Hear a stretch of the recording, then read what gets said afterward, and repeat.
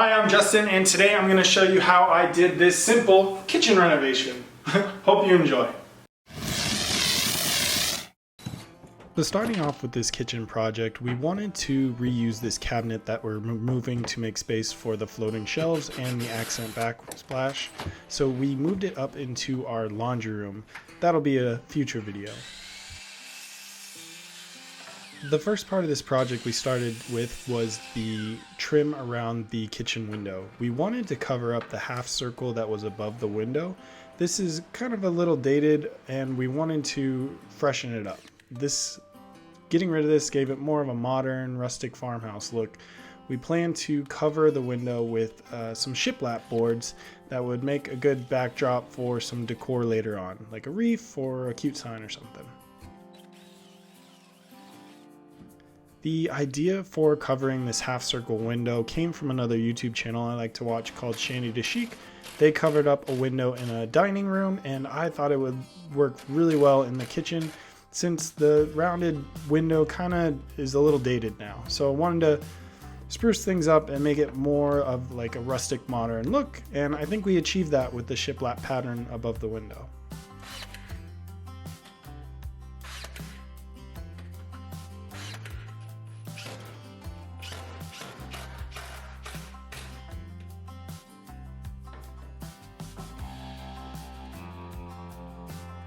I was having some trouble with the boards bowing in the middle because they didn't have that support in the center there where the window is.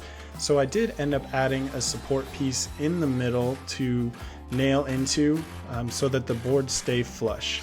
With an 1/8 inch spacing between each board, it gave it a really nice shiplap look. We did cover the outside of the window with a blackout screen, blackout paper that we have for another set of windows. We had some leftovers, so we covered the window up so all the heat wasn't getting on the backside of those boards.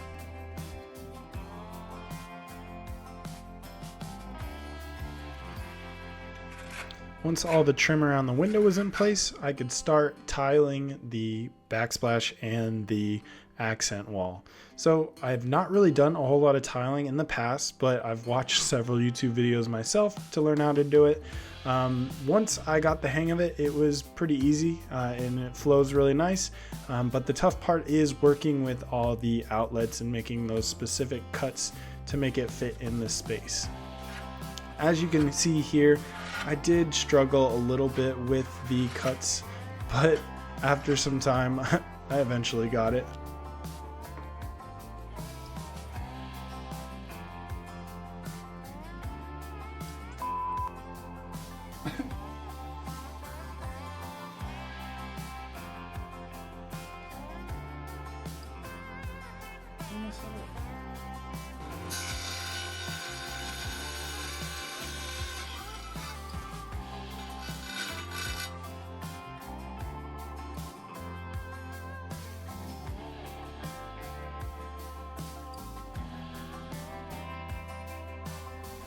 I really did enjoy the tiling process. It just takes quite a while. It kind of felt like putting together a Lego set, especially with all those little 1/8 inch spacer pieces.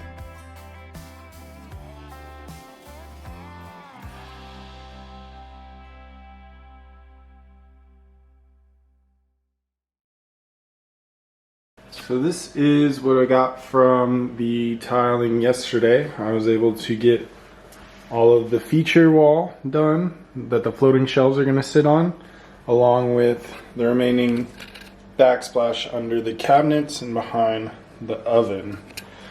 I'm letting it cure, but today is grout, and maybe start working on the floating shelves. We'll see.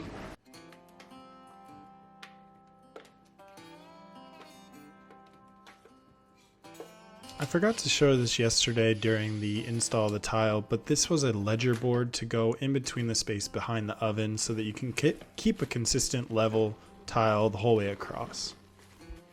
Doing the tile was pretty fun, but the grout was not so much. I was nervous about this one because it is a time-sensitive process and you have to get the grout all in before it cures. So I'm mixing up half the box that I bought there of non-sanded grout. It says it's good up to 1/8 inch spaces, which is what I had.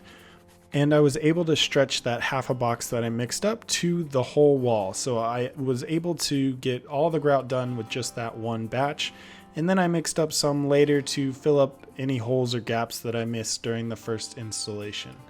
But once I got started, it was pretty easy. Under the counter where the space is a lot tighter, that was hard to get the big old trowel in there, but doing the big accent wall here was a lot easier than under the cabinets was.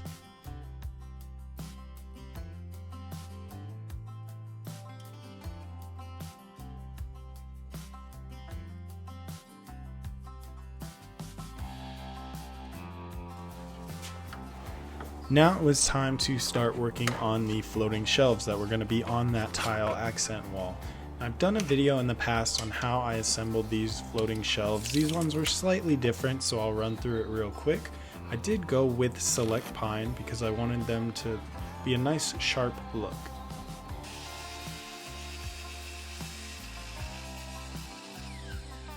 To keep the front and the sides of the shelves looking like one continuous piece, I would miter the corners of the board, flip it to the other side so that I could miter the other edge. That way the boards would look like one continuous piece. The grain pattern continues around the corner of the shelf.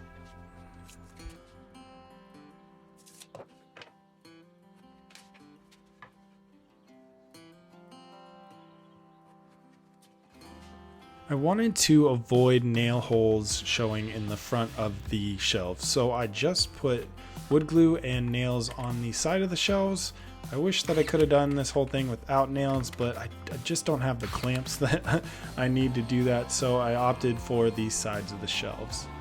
Now I'm cutting the tops and bottoms. This is 1/2 inch hardwood plywood because I'm making the shelves only 2.5 inches thick, and I needed the supports to be at least 1.5 inches wide.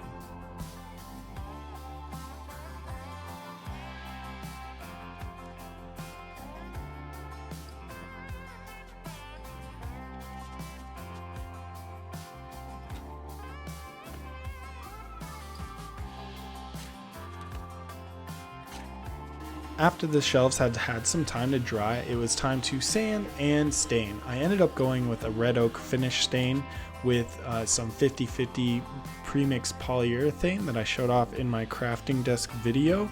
It ended up giving it a really nice gloss, looked just like the original kitchen cabinets, or at least close enough.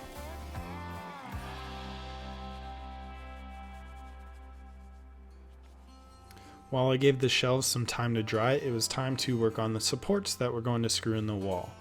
I'm making the same kind of supports I did for the last floating shelf video, just a little bit smaller. So this time I did use plywood because it has a stronger shear strength. Because with the shelves only being 2.5 inches thick, that meant that the interior support could only be 1.5 inches thick itself. So I used 3/4 inch plywood because it would be strong enough to hold.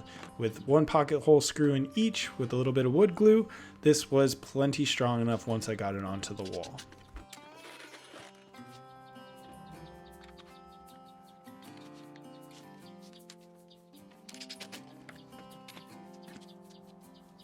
Now came the part that I was dreading the most. I'd worked so hard on the tile and grout, I didn't want to mess it up drilling holes for the shelves. So I ended up getting a 1/2 inch masonry bit that would work on the tile. You just needed to use water going throughout so that it didn't overheat the bit while you were using it. The instructions for the bit said to start at a 45-degree angle and then work your way up to 90. Getting the bit started, and then you're able to work your way in. It is not easy to start, but once it gets its footing, it drills very nicely. I was able to get 2 studs on this wall for the shelves, and I used a 3rd hole for a anchor just for good measure, but I used 4-inch lag screws with the star tip. It worked really good. It held it nice and strong, and these will be plenty good up to, I don't know, 50 or 60 pounds, but do you really need that much on a kitchen shelf?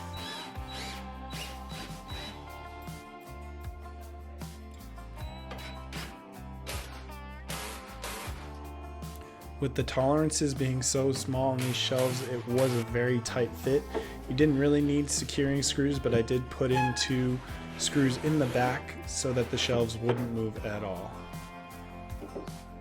And once the shelves were up, the kitchen was pretty much done. I did go around and replace the outlets with new clean ones and a bit of touch-up paint around the edges, and we were done.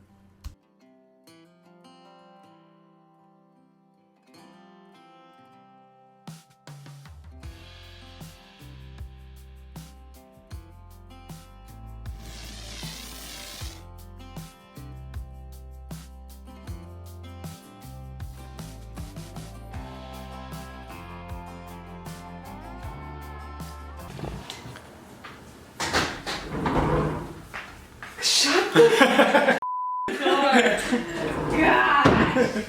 Now see that I staged it all for you, okay? So you don't open that.